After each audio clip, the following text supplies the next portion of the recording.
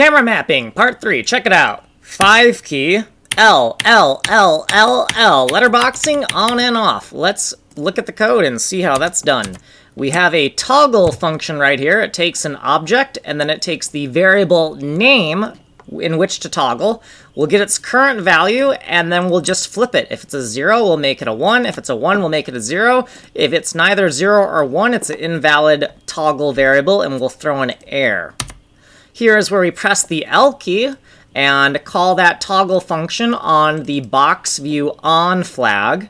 This is a global variable, therefore it is part of the window object. Once we toggle the variable, we need to update the viewport sizes, so we'll call the resize canvas function. We are inside of the keyboard master down function here.